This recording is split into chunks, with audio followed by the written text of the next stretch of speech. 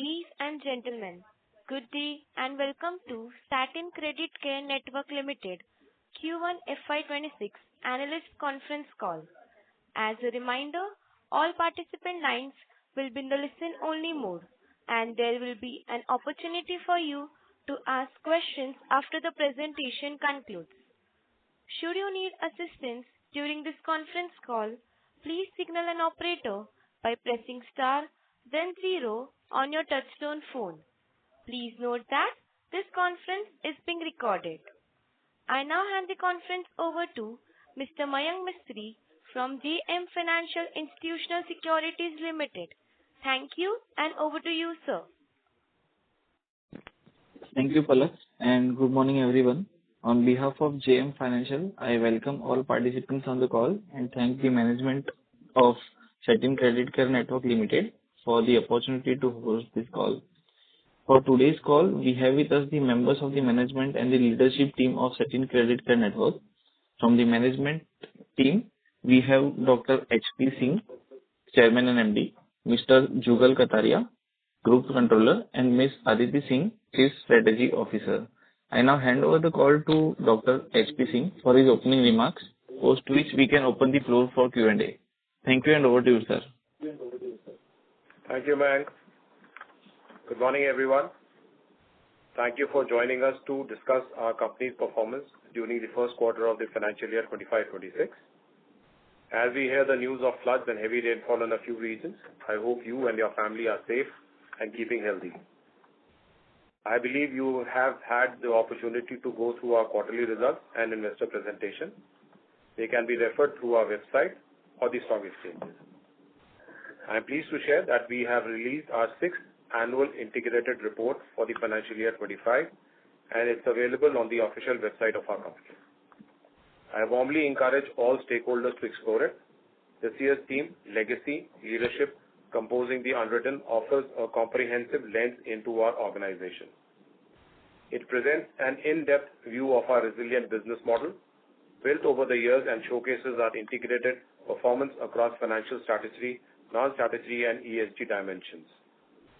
I must say, when I look back at the journey we have taken, the path we have walked, and the mark we have left on countless lives, I feel a deep sense of pride in how far Satin Creditcare Group has come. For us, inclusion has never been just a term, it has been our way of life. Our path has been anything but linear. It has been shaped by vision, curiosity, willingness to question ourselves, and courage to take the road less traveled. In our effort to unlock the potential of India, we have constantly asked ourselves, what's next? What else is possible? And this mindset has led us to explore new ideas, challenge assumptions, and step into areas where others often hesitate. We gave ourselves the freedom to try to build, to innovate boldly. This willingness to go beyond the conventional is not incidental, it is central to who we are. Each one of our subsidiaries reflects this mindset. They have emerged through purposeful exploration designed to solve real problems and address unmet needs. We have created differentiation through diversification. Whether it is stepping into affordable micro-housing, which still remains a niche yet essential space, or addressing the needs of the missing middle through our MSME offerings, those who are too large for microcredit and too small for traditional lending. Our approach has been thoughtful and future-facing. We call it creating value through purposeful diversification. Our investment in technology and the knowledge we have built internally gives us the confidence to go a step further than merely supporting our business. We saw the potential to share our capabilities so others too could benefit from practical, locally relevant solutions, which gave birth to Satin Technologies Limited. Now, carrying that same spirit forward comes our newest initiative, Satin Growth Alternatives. A women-led AIF debt fund, this venture marks another forward-looking move. The fund will focus on enabling access to capital for underserved MSMEs across India, particularly in rural and semi-urban regions, with a strong focus on enterprises led by women and ESG. Now, some may wonder why pursue such broad diversification, and to that we say, why not? In a nation of over 1.4 billion people, where every community has its own needs, its own dreams, and its own challenges, we believe our solution must be just as diverse, because real inclusion is not one size fits all. It is about recognizing the uniqueness of lives and responding to them with intention, with courage and with care. And that's what Satin Group stands for. Now coming to the performance of the parent, the listed entity SCNL, we continue to demonstrate strength where it matters most: consistency, resilience, and value creation. In an evolving economic landscape, we have not only stayed grounded but also stayed ahead of the curve through the efforts made. Over the last 6 years, we have maintained one of the highest average ROA at 2.1% and ROE at 9.1% amongst our listed peers. We have also managed risk prudently. Our average credit cost over the same period stands at 3.3%, the lowest in our listed peer group. Our capital adequacy has remained well above the regulatory requirement, consistently staying about 25% in the last 6 years, providing us with ample headroom for growth and innovation. And none of this would be possible without the people who drive this engine. One of our biggest strengths is the consistency and commitment of our leadership team, with an average tenure of nearly 10 years of our CXOs. In an industry where leadership changes are not uncommon, this level of continuity ensures a clear long-term vision. Coming to the performance of the quarter, we have begun the financial year with firm steps and maintained consistent momentum in both our operational and financial numbers. However, since a significant portion of our portfolio is linked to agriculture and allied sectors, the first quarter typically experiences a slowdown due to the harvesting cycle and heat waves, which naturally makes this period more challenging in terms of credit demand and operational efficiency. Despite these factors, we are pleased to report our 16th consecutive profitable quarter. This is a great achievement, particularly in a quarter marked by seasonal headwinds, ongoing cyclical pressures, and in sector-reported degrowth of 21% based on the average of peers who have declared their results. Talking about our operational performance during the quarter, we continue to expand in a calibrated and sustainable manner. On a consolidated basis, in terms of growth, our AUM grew by 6.8% YOY to Indian rupees 12,499 crores. On a standalone basis, our gross loan portfolio stood at 10,956 crore, reflecting a growth of 4.5% on YOY basis. We also maintained consistent disbursement momentum with 2,242 crore disbursed on a consolidated basis, up 6% on year-on-year basis, and 2,065 crore on a standalone basis, marking a growth of 3.4% year-on-year. Sorry. Our network continues to expand its reach and strengthen our presence across the country. On a consolidated basis, we now operate through a network of 1,599 branches, reflecting a growth of 10.5%, covering 519 districts across 29 states and union territories. On a standalone basis, the branch count increased by 14.3% to 1,487. I would like to apprise you that our growth strategy continues to focus on deepening our presence in high-performing regions while identifying new markets that align with our financial inclusion goals. Building on this approach, we marked our strategic entry into Mizoram in July 2025, further strengthening our leadership footprint in the Northeast, a region that has consistently demonstrated strong portfolio quality and customer engagement. This extensive geographical presence gives us a strong distribution platform to better serve economically disadvantaged and remote markets, further reinforcing our commitment to financial inclusion. As of the quarter end, our consolidated client base stood at 32.9 lakhs. We would now like to draw your attention to slide number 19 in the investor presentation on the asset quality update. Our PAR 90 levels remain stable at 3.7% as of June 25, in line with March levels. This stability is a strong reflection of our portfolio quality and the continued discipline in our risk management practices. It also underscores the deep client engagement that has long been a strength of our operating model. We did observe a slight uptick in PAR 1. It stood at 5.8% during the quarter. This was expected given this was driven by seasonal factors, particularly the harvesting period, heat wave, and unusually heavy rainfall in some geographies. There was also a base effect at play given the relatively slower disbursement during the quarter. Despite these conditions, we remain well buffered. As of June 25, we hold on-book provisions of 316 crore, which is 3.6% of the on-book portfolio, significantly higher than the RBI requirement of 177 crore. In addition to this, we have created a management overlay of 8 crores during the quarter. Our stage 3 coverage ratio has improved to 63% compared to 61% in June last year, which again reinforces our focus on prudent provisioning. During the reporting period, we have recovered around 8 crores against the written-off pool, another marker of the strength in the system. We also took proactive steps this quarter to further strengthen credit quality. Following the implementation of Guardrails 2 from April onwards, we tightened our credit evaluation framework, which led to an increase in application rejection rates to 67%, up by approximately 300 basis points since March 25. As of June 25, only 6.1% of our clients had exposure to more than 3 microfinance lenders, and just 0.1% had loan exposure of 2 lakh or more at the time of disbursement. These indicators clearly reflect the strength of our credit controls and our ongoing commitment to prudent lending. Moving to the financials for the first quarter of the financial year 25, our revenue grew by 10.3% year-on-year to 642 crore and by 14.3% on a quarter-on-quarter basis from 562 crore. Net interest margin remains stable and consistent, standing at 13.48% during the reporting quarter compared to 13.38% in Q1 25 and 11.81% in Q4 FY25. Our operating expense ratio stood at 6.80% on a consolidated basis and 6.68% on a standalone basis.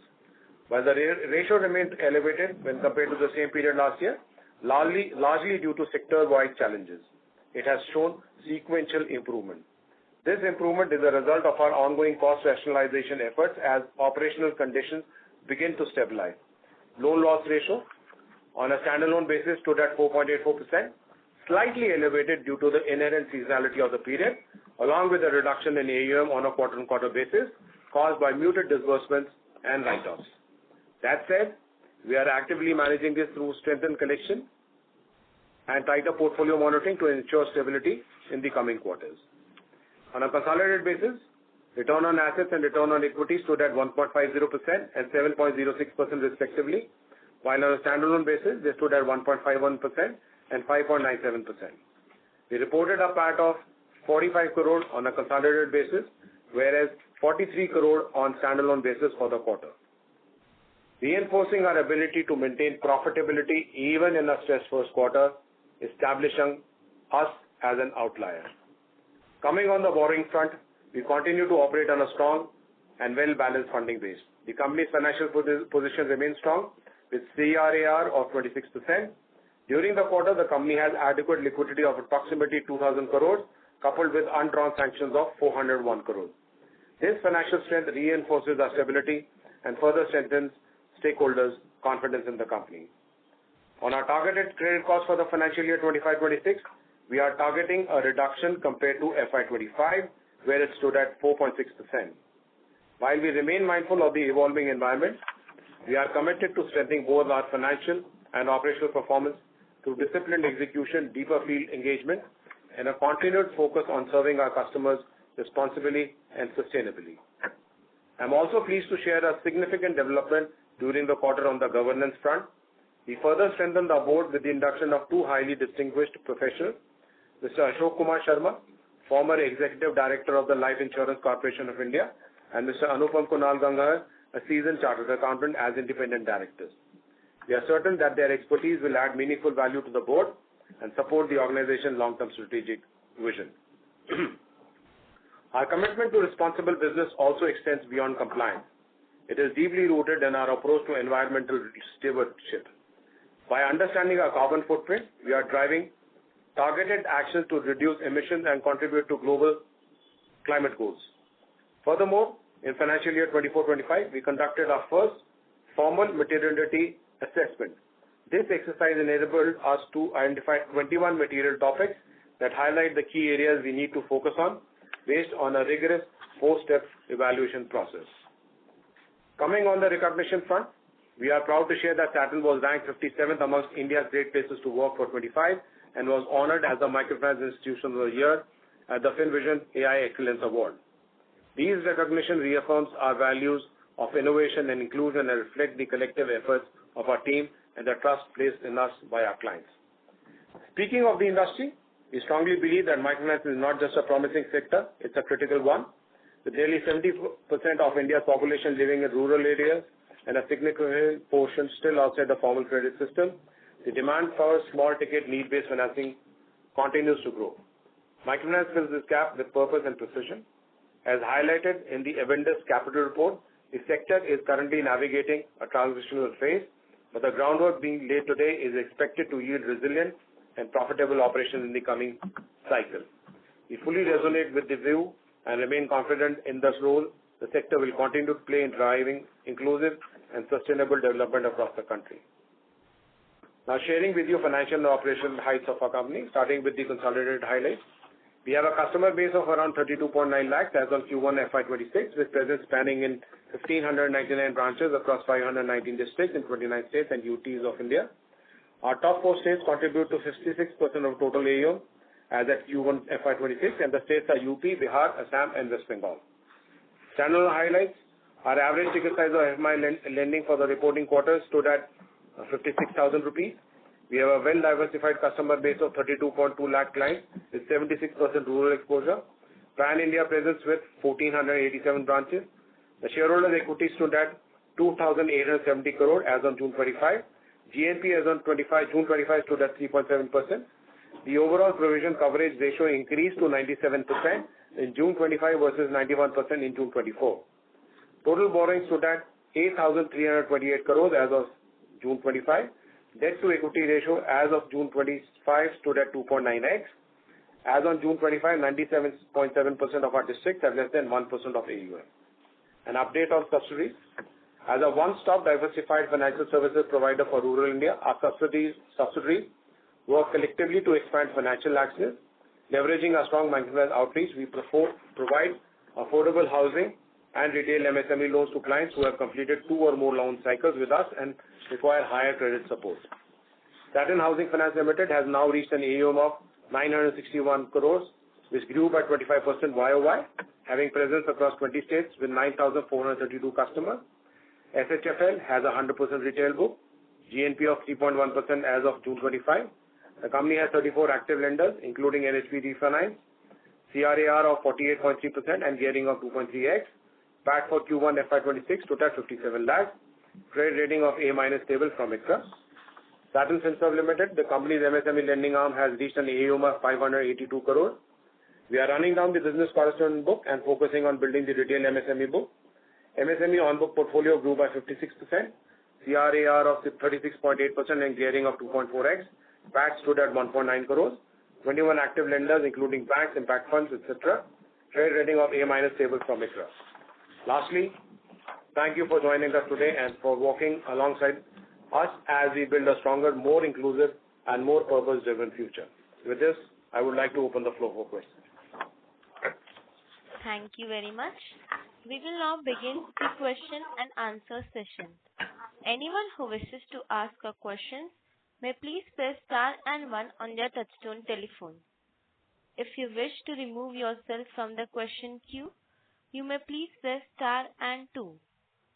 Participants are requested to use handsets while asking a question.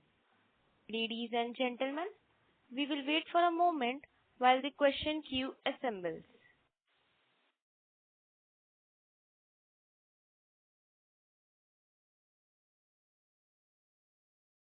The first question is from the line of Shubhranshu Mishra from Phillip Capital. Please go ahead. Hi, good morning. 2 questions. The first one is concentration in the top 4 states, which is UP, Bihar, West Bengal, and Assam.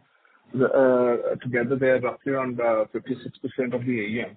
So, what is our plan to de-risk from these states, which also have nascent to credit customers, as well as very politically active states, and there can be significant event risks which can create disruptions in our portfolio every 2-3 years. Second is with the qualifying assets coming off to 60%, how do we think of the OpEx? How do we model for the newer products? Will there be more of secured products or more of unsecured products? So if you can take us through the product roadmap and the related OpEx that will come along with it. Thanks. So let me answer your first question. I think, for you, if you look at the past 7 years, I think, from demonetization, if you look at our percentages of delinquency in UP, Bihar, and the 4 top states, I think, they have been negligible. So I think, for us to comment on deleveraging ourselves on the states where we are very strong as compared to anyone in the industry, I think, that's probably a myth which we would not like to take. And we would like to concentrate our, whatever it's been steady at about 56 to 60%. This has been steady across the last, I think, 5-7 years, and we would like to concentrate on these states only. No reason for us to de-risk ourselves from there, but we are growing in other states also. So having said that, I think for us, we've put our ways of how we look at concentration risk across over there. The second point of looking at secured lending products, I think we are very well aware of the subsidies which we have. For us, it doesn't make too much of a difference to look at the qualifying asset portfolio norms now, because we already have 3 subsidiaries which are now working through, 2 in the financial service space and 1 in the non-financial services space. And I think we are going ahead by looking at credibly increasing our portfolio over there. Housing having reached about 960 odd crores, and SRF SFL looking at about 560 odd crores. So I think we are well geared to look at our operating performance through our investments and our subsidies to bring them over across to deleverage ourselves also from unsecured to secured lending. Sure, thanks. Yeah. Thank you, sir. The next question is from the line of Naman Barjatya from AUM Capital. Please go ahead. Yeah, hi. Thanks for the opportunity. I just have 2 questions to ask. Firstly, if you look at it on a quarter-on-quarter basis at a standalone level, the company reported a slight drop in its active client base, approximately around 6%. So I would like to... Can you repeat the question? Hello? Excuse me, can you repeat your question? Naman, your voice is not Voice clear. is cracking up, yeah. Am I audible? Can you repeat the question, please? Yeah, sure. But your voice cracked. Okay. So now it's better, I guess. Yeah. So if you look at a quarter-on-quarter basis at a standalone level, the company reported an approximately 6% drop in its active client base. So I would just like you to put some color on that to get a better understanding, why it did happen and how are you looking at it going. My second question is Let's answer your first question, then you can ask the second question. So the first quarter, if you look at sequentially year on year, is always very muted. However, for us, even in this first quarter, we have beaten our YOY projections. We disbursed about... Hello, can you hear me? Yes, sir. Naman, I think Naman is... Hello? I think, have you been able to hear? Yes, I think we'll Naman, jump on to sir, the can next you question. please Naman, I think join the it's queue? again, Yeah, sure. Thank you, sir. The next question is from the line of Mayank Mistry from JM Financial Institutional Securities. Please go ahead. Yeah, hi, sir. So my question is largely on the borrowing front. I mean, we have seen some increase in cost of funds during this quarter. So is it like banks have actually increased their rates largely to the NBFC MFIs, or what is driving this increase? So Mayank, it is not the increase. It is because of the hedge accounting that there's some increase of about 27 odd crore in the top line. and 28 crore in the finance cost. Otherwise, the marginal cost of borrowing is slightly going down. We are close to about 11.1% or so in terms of marginal cost. It is because of the hedge accounting that both the top line and the finance cost is slightly showing as a higher number. But if you see the NIM, they are broadly stable and we are close to 13.5% NIM. Yeah. So you said marginal cost of borrowing is 11.1. Our blended stands at around 9%. So I'm not able to connect. So finance cost, what we have shown in the DuPont is that finance cost to average AUM. It's not on the borrowing. Okay. My second question is on the increase in average ticket. Hello. My question, another question is on the increase in the average ticket size. It has moved up from 53,000 to 56,000 now, and even on the year-on-year basis, it seems like it has been consistently increasing. So, even on the ground, we are seeing that a lot of NBFC MFI especially are trying to find the higher chunk of the 2 lakh indebtedness which is allowed for each customer. So, are we also aiming for the same, or what is driving this increase in average ticket size? See, for us, we are looking more at of our existing customers, basically who have a better credit quality and a better score. And that is the reason why I think, that has jumped up from 53,000, which is pretty negligible in terms of if you look at the average EMI, which comes every 14 days, so it is probably not very significant for us to really look at from 53,000 moving to 56,000, because our concentration more is towards our existing good clients, to look at portfolio quality in a much better holistic approach, rather than just looking at new to credit or new to Satin clients. Basically that's what our approach has been. Okay, sir. And just last question: when do we see the book being cleared out of these Satin Plus 3 customers? It's hardly anything, Mayank. It's just 6%.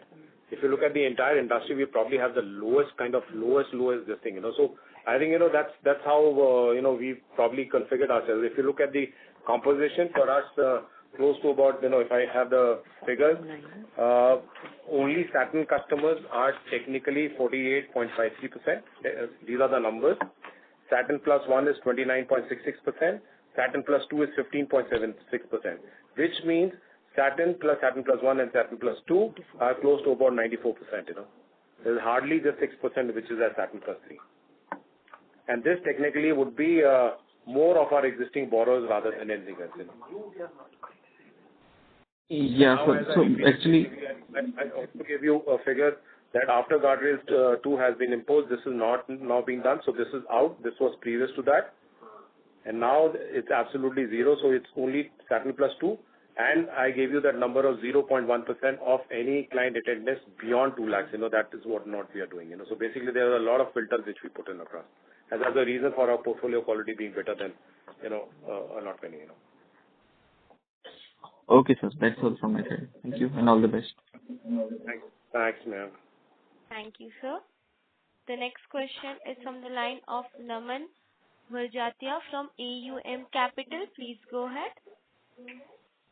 Yeah. Hi. Am I audible? Yes. Yeah, Naman. Yeah.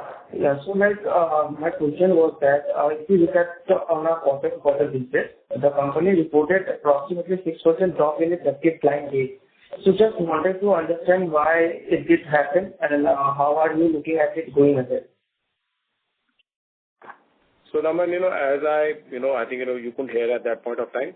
So first quarter is always a very muted quarter. Naman, can you hear us? Can you hear us, Naman?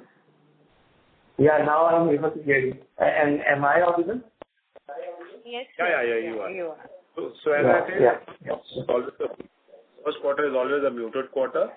But we have done better as compared to YOY. Basically, last year it was about 930 odd crores. This time we disbursed close to about 2,065 odd crores. So it's been better. Secondly, there's been a write-off of 112 crores. That is also one of the key reasons why there's a dip in that. And as I told you earlier, basically, the first quarter is always a muted quarter. But having said that, we are going ahead with our plans of, of our growth. And just for your consumption or for everybody's consumption who's there on the call, we are now opening close to about 188 branches this quarter to move forward and continue with our growth plans, Okay. Thank you for this. And like you mentioned that because of the higher write-off, we saw a drop during the quarter. So like what exactly led to the higher write-off? Like was it because of sanctioning loans to poor customers or what? Like what exactly led to? Write-off is basically because of cleaning up of our portfolio quality. So ours in fact is one of the lowest write-offs which is happening. Oh, okay. Yeah, like thank you. This was all I had to ask, and yeah, like best of luck for the future. Thanks, Aman. Thank you. Yeah. Thank you. Ladies and gentlemen, to ask a question, please press star and one now. Participants who wish to ask questions may please press star and one at this time.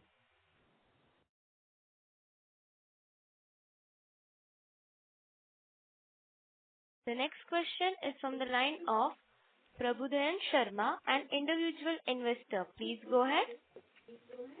Namaskar, Mr. Singh. Today joining the con call a little bit later. So may I know the ROE guidance and growth guidance? No growth guidance, no ROA guidance. We are only giving you the present picture of where we are right now. And I think where we stand right now, I think it will probably be stable enough. I said the ROA was about 1.51% and ROE was about 5.6%. Overall consolidated was about 9%. So I think and we gave you, I think it's there in the investor presentation. If you look at the 6 years listed also, we have maintained our ROA of 2.1% and ROE of 9.1%. I think looking forward ahead, this remains stable within that range. Okay. Thank you, Mr. Singh. Best of luck. Thank you. Thank you, sir. Thank you, sir.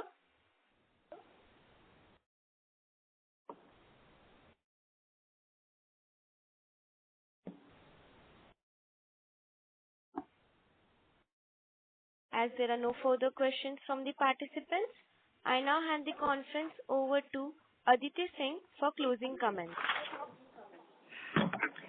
Thank you, Palak and Mayank, for helping us organize this call today. And on behalf of Satin Creditcare, I thank each one of you for taking out time on a Monday morning and listening to our call. I can understand the questions are limited because our growth is very stable and we are very consistent with our profitability numbers. So on that note, we conclude this call. We thank everyone and wish you a great week ahead. Thank you, ma'am. On behalf of Satin Creditcare Network Limited, that concludes this conference call. Thank you for joining us, and you may now disconnect your lines.